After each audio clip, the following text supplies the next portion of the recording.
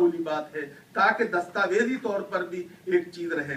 Madam, मैं आपसे एक और बात अर्ज करूंगा, और वो ये है कि जो हमारे यहाँ प्राइमरी और सेकेंडरी और सीनियर सेकेंडरी एजुकेशन का निजाम है, उसके अंदर उर्दू पढ़ाने की बहैसियत जबान इजाजत होनी चाहिए।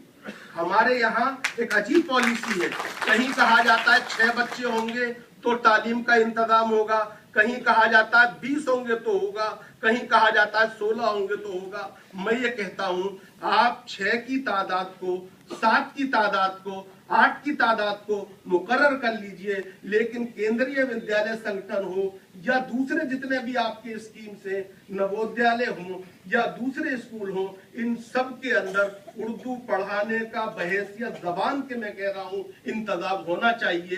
क्यों कि उर्दू सिर्फ एक जबान का नाम नहीं है, एक तहजीब का नाम है, एक सकाफत का नाम है, हमारे तारीखी वर्षे की अमानत का नाम है। और हम उर्दू के साथ अगर ये नहीं कर, या हिंदुस्तान में नहीं करेंगे तो फिर कहाँ करेंगे। बहुत सी बातें हो सकती हैं, लेकिन मैंने इसलिए ये बातें आपसे कही। एक गुजारिश आपसे चलते चलते और कर लूं, वो ये कि नेशनल बुक ट्रस्ट आपके तहत आता है, एनसीईआरटी आपके तहत आती है, एनबीटी में उर्दू का अमला पूरी तरह होना चाहिए। अंग्रेजी के एडिटर हमारे यहाँ बहुत होते हैं, हिंदी के भी होते हैं, लेकिन दूसरी जबानों के उतने नहीं होते, और उर्दू को तो इक्का दुक्का से काम चलाने की कोशिश की जाती है। लगता है कि एक आदमी जो है वो नमूने के लिए रख लिया जाता है, दिखाने के लिए रख लिया जाता है, जबकि उर्दू एनबीटी जैसे एक बड़ा इदारा है जिसने गैर मामूली काम किया है, गैर मामूली काम किया। मैं काम से इनकार नहीं कर रहा हूँ, लेकिन अगर उनके पास सही ह्यूमन रिसोर्सेज होंगे, सही वर्क फोर्स होगी, तो वो उर्दू के मामले में और बेहतर काम कर सकेंगे, और उर्दू वालों के मानसिक विकास में, बौद्धिक विकास में एक अहम रोल अदा कर सकेंगे।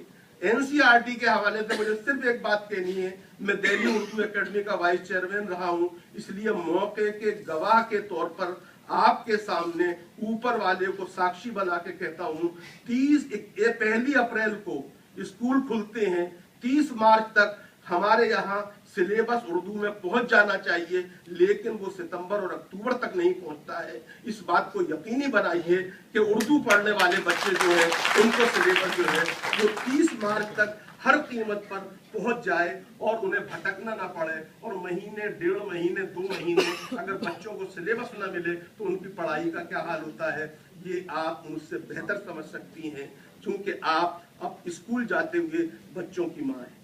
इसलिए मैं आपसे ये बात अर्ज करूंगा। और एक बात और जिस पे मैं चाहूंगा कि आप राज्य सरकारें जो हैं उनको तवज्जो दिलाएं, और आप उस सिलसिले में अगर कोई कोशिश करेंगी, हम सब उर्दू वाले आपके पीछे पीछे होंगे। और वो ये है कि आप उनसे ये कहिए कि उर्दू स्कूलों के अंदर उर्दू मीडियम टीचर भी होने चाहिए, उर्दू मीडियम प्रिंसिपल भी होने चाहिए, उर्दू मीडियम वाइस प्रिंसिपल भी होने चाहिए। ये हमारी बुनियादी जरूरतें हैं। एनसीपीयूएल ने गैर मामूली काम किया है। आपसे मेरी गुजारिश है कि एनसीपीयूएल जो है, जैसे आप फरमा भी रही थी, इसका पुनर्गठन जितनी जल्दी हो जाए अच्छा है, ताकि ये आगे भी उसी तरह काम करते रहें। और जब अगली दफे पावर पॉइंट प्रेजेंटेशन हो तो उसमें ये कहा जाए कि ये स्मृति ईरानी जो हैं उनके कोशिशों से है, उनके आशीर्वाद से है, और उनकी मोहब्बत और तवज्जो से है। खुदा आपका इकबाल बुलंद करे और हमने जो कुछ कहा है उस पर आप अमल दरामद कर सकें, यही हमारी दुआ है। बहुत बहुत शुक्रिया। बहुत बहुत शुक्रिया प्रोफेसर अख्तर उल वासी साहब। पद्मश्री जनाब अख्तर उल वासी साहब यहाँ अपने फिक्र और ख्यालात का इजहार कर रहे थे। दिल बदल सकते हैं, जज्बात बदल सकते हैं, दिल बदल सकते हैं, जज्बात बदल सकते हैं, मुल्क के फिक्र और ख्यालात बदल सकते हैं, दौरे मौजूद के दिन रात बदल सकते हैं, हम बदल जाएं तो हालात बदल सकते हैं। ख़वातीन हज़रात, अगली शख्सियत जिन्हें हम यहाँ मदऊ करना चाहेंगे, उर्दू के मारूफ तरीन फिक्शन निगार हैं। हमने उन्हें कल भी सुना था, लेकिन तशनगी बाकी रहती है, क्योंकि कहते हैं कि जब भी मिलता है वो अंदाज जुदा होता है। चांद 100 बार भी निकले तो नया होता है। हम और सुनना चाहेंगे उनसे। कल मस्जिद सदारत पर जलवा अफरोज थे, आज एक बार फिर यहाँ मौजूद हैं। आप सबकी तरफ से भरपूर तालियों के साथ हम चाहेंगे कि इस्तकबाल करें महकमा इनकम टैक्स के चीफ कमिश्नर उर्दू के मारूफ तरीन फिक्शन निगार जनाब सैयद मोहम्मद अशरफ साहब।